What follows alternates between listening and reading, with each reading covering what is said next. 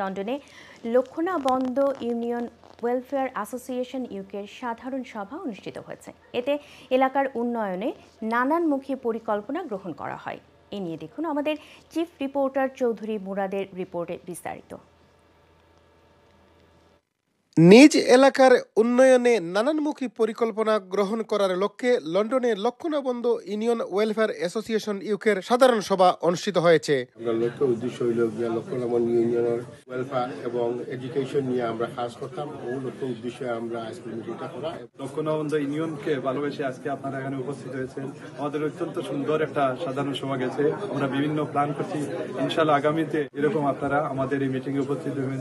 রবিবার পূর্ব লন্ডনের একটি রেস্টুরেন্টে সাধারণ সম্পাদক আব্দুল কাদির ও উপদেষ্টা শফি মোহাম্মদ আব্দুর রৌফের যৌথ পরিচালনায় অনুষ্ঠিত সভায় সভাপতিত্ব করেন সংগঠনের সভাপতি আবুল কালাম। লক্ষণা বন্দ ইউনিয়নবাসী যুক্তরাজ্যের বিভিন্ন শহর থেকে আজকে এখানে উপস্থিত হয়েছেন।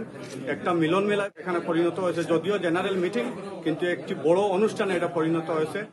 খুব সফল সুন্দর প্রোগ্রাম করছি। আমরা আশা করি আমরা এই সংগঠনটারে খুব আগুয়ে লিয়ে দিতাম পারবো। আপনারা সব লাগে তবে আমরা উন্নয়নও লাগে, আমরা আগামীতে উন্নয়ন যে করতাম চাই, আমরা করার লাগে আমরা সহযোগিতা করবো, সাহায্য করবো। লক্ষণা বন্দ ওয়েলফেয়ার অ্যাসোসিয়েশন আজকের meeting we are proud all of us here. এতে অতিথি হিসেবে মঞ্চে উপবিষ্ট ছিলেন উপদেষ্টা মাস্টার তসুর আলী, নুনু মিয়া, মিসবাউজ্জামান ও হাবিবুর রহমান। এ সময় সাংগঠনিক কার্যবিবরণী তুলে ধরেন ট্রেজারার শামীম উদ্দিন ও সাংগঠনিক সম্পাদক মাহবুবুল হুদা খান।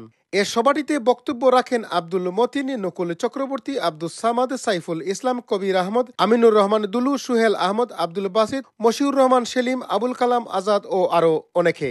সংগঠনের বিপুল সংখ্যক সদস্যের উপস্থিতিতে সভাটি যেন এলাকার এক মিলন মেলায় পরিণত হয়ে ওঠে।